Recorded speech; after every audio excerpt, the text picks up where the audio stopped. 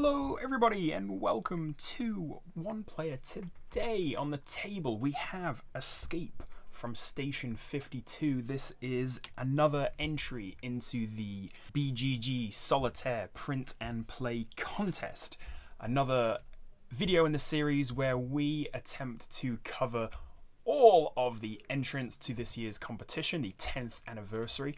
Myself, Veselko and Chrissie from Solo McLaughlin are teaming up to play through all of the games. Last week, Chrissie did a fantastic playthrough of Ek, which is a solo trick-taking game. Those two things should be oxymoronic, but actually merge really well. And Veselko did this really cool playthrough of Shield of the Viking, where he constructed a bunch of buildings out of foam core and basically made one giant Viking plinko. It was fantastic. Go and check them out. This week, I've got Escape from Station 52 on the table, and I'll be honest, in my first couple of test playthroughs of this, or actually I should say at the start of my first test playthrough of this game, I was a little underwhelmed. I was like, oh yeah, it's kind of dreary, blah blah blah.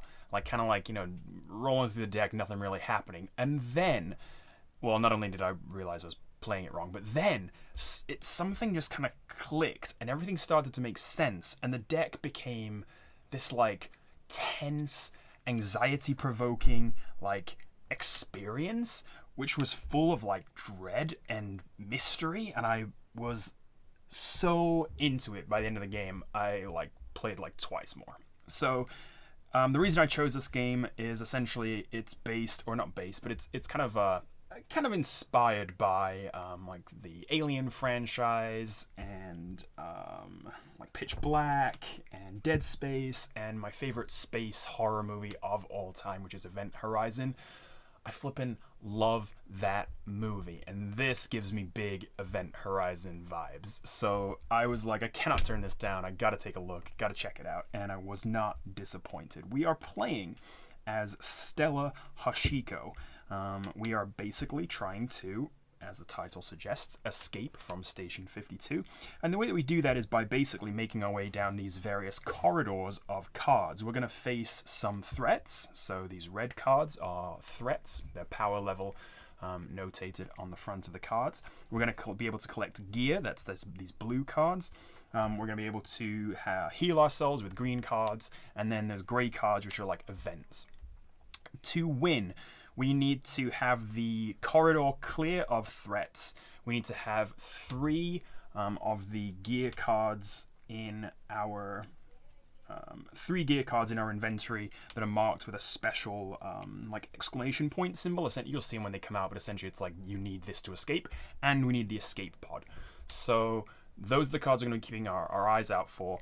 And essentially, we just play through the deck, battling the various enemies that come out. And there's a kind of a really interesting mechanic where we get to choose, essentially, if we want to sneak past the corridor and get none of the benefits but face none of the threats, or we face it directly with any weapons we might be carrying, etc. But also, we only have to ever play 3 of the 4 cards. The 4th card, whatever it is, goes back into the bottom of the deck so we can face it later.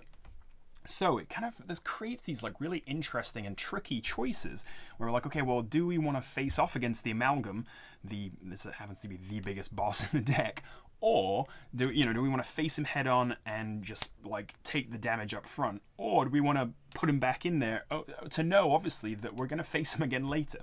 So it's a really kind of interesting, it's almost kind of weighing, almost pushing your luck, kind of you're really trying to weigh the pros and cons of taking damage up front versus having to face it later. So there's a kind of an interesting play there.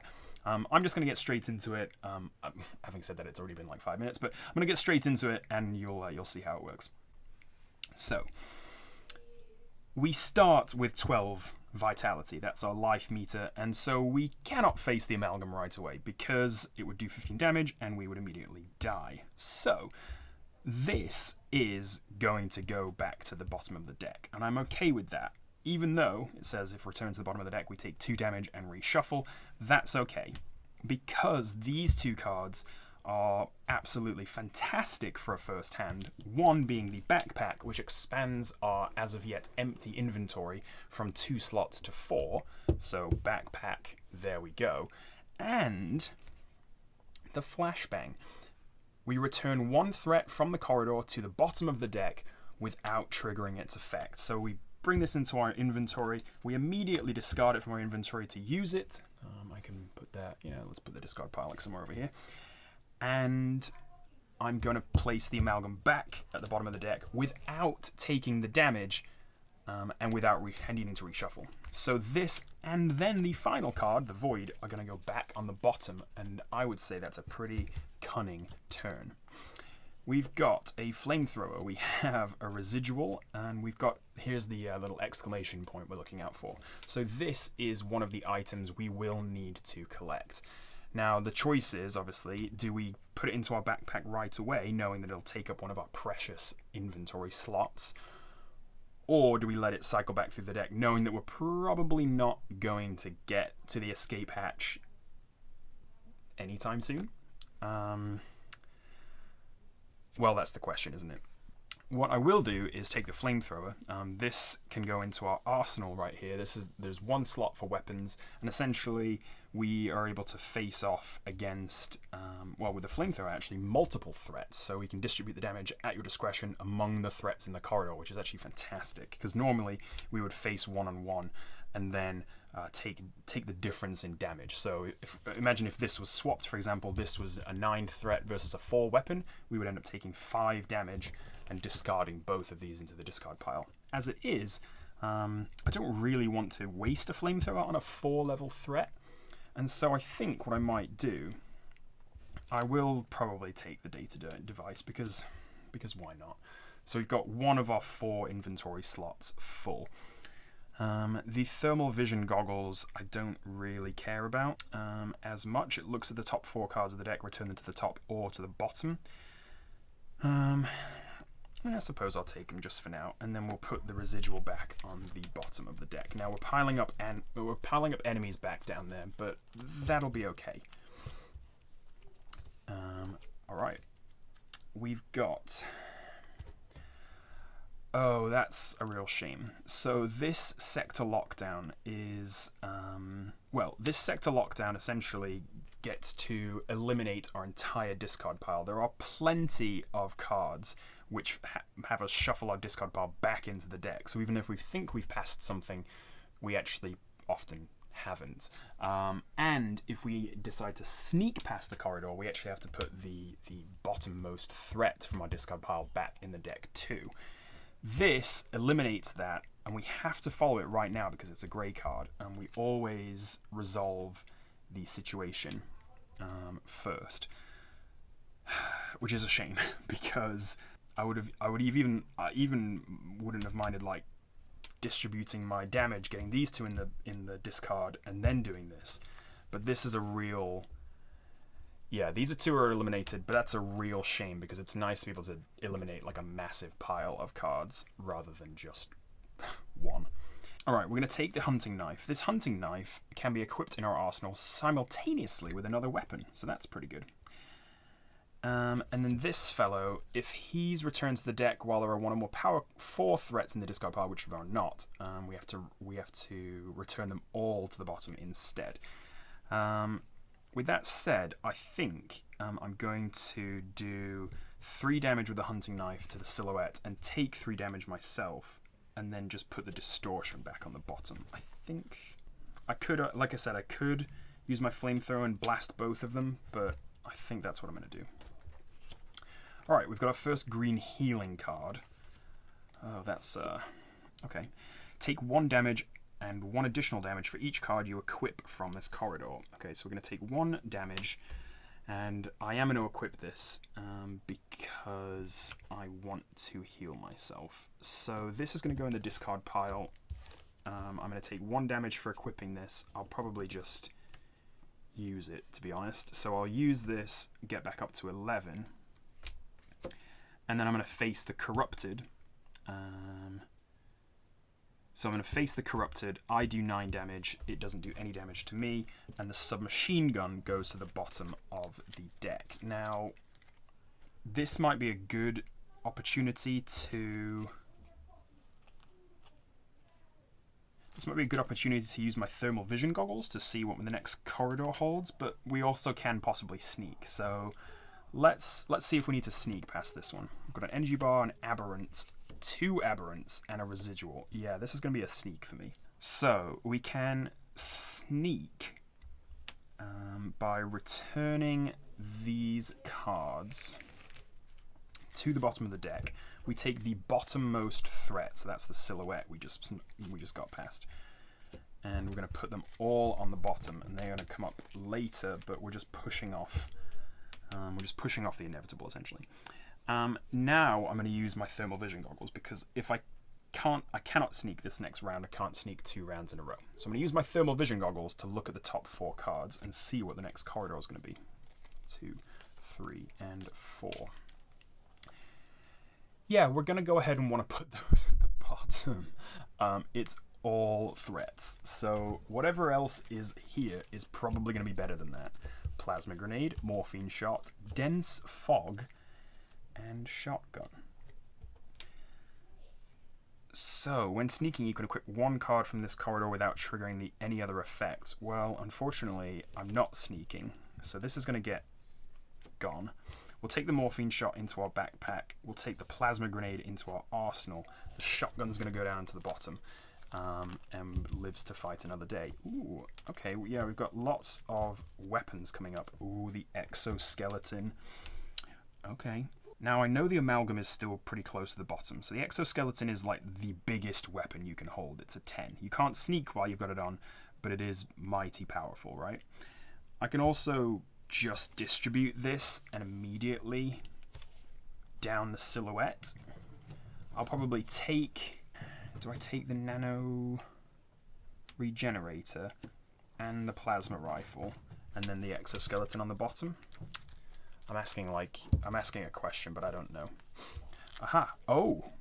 Alright, now we've got 2 of the needed pieces of gear, but unfortunately no real way to get them both into our backpack, unless I waste one of these, which I don't really want to do.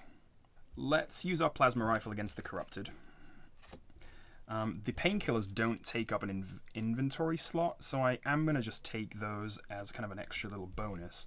And then I suppose, now our backpack is full, the power cell is going to go back on the bottom. And we'll hope that we're going to shuffle the deck at some point soon to maybe get it closer to the top. I don't know. Alert. Return 2 threats from the discard pile to the deck and reshuffle. Alright, so it doesn't tell us how big or small they have to be, but unfortunately we've only got 8s and 6s, so I guess we'll just do an 8 and a 6. Oof. That is why this sector lockdown card is great, because putting these back in the deck just makes you feel like you've just wasted all your weapons, like you've just, like they just keep coming back, and it's so awful. It's so awful. Alright, we've got a void and a stun gun and a complete medikit. So let's take the stun gun as I'm shuffling. We'll face the void and put that in there. We'll go down to 10, take the 1 damage, and then we'll put the medikit on the bottom when we are ready. So I had these cards. I don't own a color printer, if you haven't been able to tell from all of my previous print and play like monochromatic. Oops, I shouldn't have shuffled that because I need that medikit on the bottom here. Sorry. Yeah, so I had this printed at Kinko's. It cost me like $7. I got it like done on like slightly thicker paper. I wish I'd kind of shelled out for cardstock now, but there you go. It's not flimsy, but I decided to sleeve them up anyway, and the sleeves are a little bit too big, but hopefully, you know, it works. It works. It's playable. It's playable. Alright, we've got another morphine shot. We've got a hunting knife, which is going to be used for a basic medkit and a stun gun. Okay, well that means we can take both of these, can't we? Unfortunately though, we're going to have to get rid of... this. Because we don't have a way to use it. Yeah, we don't have a way to use it.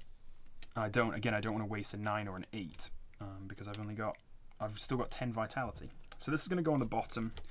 I've got a stun gun and a hunting knife. Again, the hunting knife can be equipped simultaneously with another weapon, so that's good. We've got a silhouette, an aberrant, an energy bar, and another aberrant. Okay, let's think about this. Can we get through here successfully? If we return this to the deck, we have to put both a 5 and an 8 card in there. So it would probably be best to return an aberrant, which means that if I take 9 damage, alright, I'm going to take 9 damage, that takes me down to 1 health, but then I'm immediately going to heal with my nanobiotic regenerator. Say that 10 times fast. So we'll get back to 10 health. Then I'm going to face off against the... I'm going to take an energy bar. I'm going to face off against the silhouette, and I'm going to use my stun gun. Should I use my hunting knife as well? No, I'm going to use my stun gun, take 2 damage. These will go in the discard. Use my energy bar to get back up to 11. And then I've got my aberrant going back to the bottom of my deck. See what I mean about that mechanic where you choose which card not to face? It's really interesting. Because of course, like as soon as it came, as soon as like you get a row full of threats, you're like, oh my god, how am I going to deal with this? But then you're like, oh wait, I only need to deal with 3 of them, and suddenly things feel more manageable. Although not always, because the deck is there's the escape pod. So the game ends if the following conditions are met. So again, this is the win condition, right? The corridor has no threats. Nope. And there are 3 gear cards in the inventory. Unfortunately, we have 2, and thus the escape pod is going to go back to the bottom of the deck. That sucks. And we can't sneak. So we can't just sneak past this. So then. Well, let's do 3 and 3. And we'll take 2 to go down to 9. We'll take the spectral and go down there. Remember, we do still have 1 inventory slot. This painkiller isn't taking up the 4th. So we can technically still collect the 3rd piece of gear that we need. There better be a good weapon here, otherwise we're going to have to sneak past this. Yeah, we're definitely sneaking past this because I don't think we'd be able to... We could do it, but it would take us down very, very low. So if we took 15 damage and healed by 10, what is that? So we go down to 4. Yeah, that does, I'm not super comfortable with that. I think I'm going to sneak and see if we can get a better corridor. Let's sneak. So we're sneaking. I should probably check to see what this is actually, shouldn't I? Oh, it's a big one. Do we go down to 4? Although, I mean, do we go down to 4 but then like not have any weapons or healing capabilities? No, I don't think we do. I think we have to just...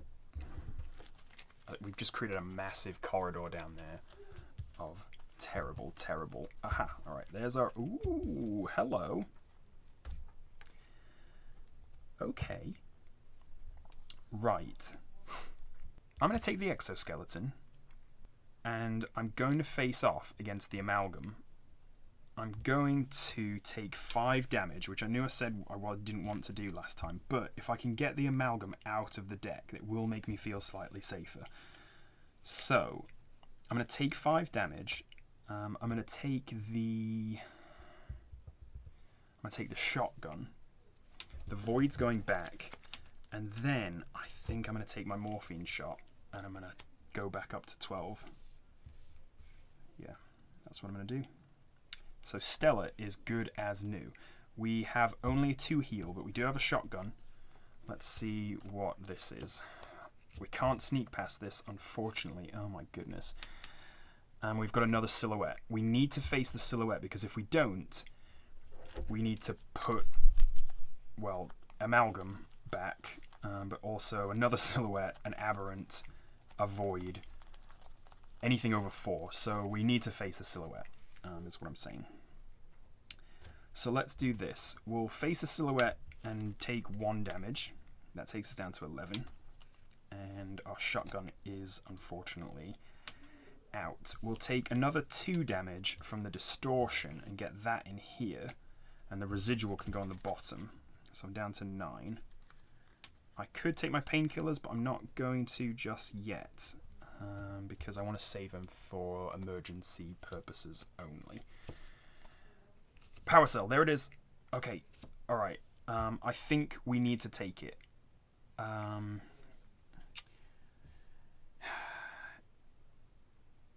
Yeah, we need to take it. We've got to take it. So you see our deck is getting smaller, so the escape pod, or this, yeah, the escape pod could be coming up pretty soon. We've now got, oh, we've still got 1 slot actually, because our painkillers doesn't take up an inventory. So we'll face the spectral. I don't want to put this back in the deck. Okay, we'll face the silhouette with our submachine gun. Take no damage. Take 4 damage from the residual. So that takes us down to 5. And then the spectral's going down back under the deck. Okay, we're on 5 health. This might be a time to sneak. Ooh, anti-trauma gel. That is helpful. Oh, okay. Search for a weapon or a gear card in the discard pile and equip it immediately. Alright, let's take that. We can take it because we've still got 1 slot. I'll discard it, and I think you know what I'm going to go for. Probably that exoskeleton, to be quite honest. I suppose I could also, if I took the flamethrower, distribute the damage. So the amalgam, or the exoskeleton is like, yeah, you can't get hurt. But this is like, yeah, maybe you can just kill everything at once. That's what I'm going to go with. Not sure if it's the best way to do it or not, but I am going to do it. Now then, I could also do this. Take the complete medkit, immediately use it to get again back up to full health. Then take the trauma gel, put the corrupted back on the deck, and again, I'm really pushing it, but I'm hoping that I can get out before... Oh, come on, you git. Yes! Oh, I've done it. I think I've done it. Flamethrower. Yes, I've done it. I've done it. I've actually done it. Flamethrower takes out the aberrant. We've got to take the 7 damage from the corridor. So 7 damage will lead us back down to 5. But the escape pod will enter our inventory. I don't know if I have to spend this technically, so I guess I will. Back up to 11. And the escape pod goes into the inventory along with my 3 gear cards, and we have successfully escaped from Station 52. That's great. That's fantastic. I'm really excited about that. Okay, so now we get to see if we've won any achievements. So let's see, because obviously solo games with achievements, that's just tickling my fancy right there. So we did not, unfortunately, escape with full vitality. We didn't escape without sneaking, because we definitely did sneak. Did we resolve more than 1 threat with the flamethrower? I think we did. So this one needs refueling. We got. We did face the amalgam with the exoskeleton, so we got that one too. We didn't eliminate the amalgam, unfortunately. But we also win as a veteran, because we did face the amalgam, and he wasn't still in the ship. We actually faced him and took him down. Where is he? There he is. We hit him with the exoskeleton. Fantastic. That is Escape from Station 52. Obviously, if the name hadn't given you the clue, there's 52 cards in the deck. And the feeling of more and more cards stacking up on your discard pile and knowing that you've got... Yeah, I mean, look at that. Oh my gosh. if we'd if we'd have shuffled the escape pod back to the bottom of this, we would have been absolutely blasted. But luckily, or skillfully, I don't know, maybe a blend, we were able to get through. Goodness gracious, that was close. Every single card left in the deck was a threat. Yeah, I love it. I love it. The feeling of like watching this shrink and this grow while you're like desperately managing your inventory and like only being able to hold one weapon. It's a really interesting mix. It's got this real sense of atmosphere, obviously with the green spooky alien lights also adding to it. But yeah, it's got this really like tense atmosphere where it really does feel like you're running away. Like you are literally like you're trying to leave as many threats behind as you possibly can, whilst also, of course, not running past and not having to discard your precious gear, your data device, navigation module, power cell, in order to power the escape pod. I love it. I think this is a great little game. I'm definitely gonna be playing it again. I absolutely fully recommend that you do as well. Again, I think there's 14 pages of cards. So not a massive amount, and it's mostly grayscale. I mean, the colors help, and it looks nice. And like I said, I don't have a color printer, so I did want to kind of get the full effect without having to color it in myself like I did last week. But yeah, not a difficult construction whatsoever. So definitely give this a go. Fully recommended. And I'm looking forward to next week. Let's see what other entries we've got. That is going to be it from me for today. Go and check out the other two channels taking part, Veselko Kalava and Solo McLaughlin. Go drop them a like, leave them a comment. Go and subscribe and join in the fun. The BGG Solitaire print and play contest is going on all the way till November time, so we're going to carry on pumping out videos, and stay tuned for more information on the proposed giveaway. We're coming up with the details, so just stay tuned. If you're not subscribed, do consider hitting the subscribe button. Drop me a like if you like, and your comments are always appreciated. Thank you so much for watching. I do hope you've enjoyed Escape from Station 52. Once again, I've had a great time with this game. I really like it. And if you haven't seen Event Horizon, go check it out, because Sam Neill is, it's so good. That's it from me. Thank you so much for watching, and until next time, I will see you later.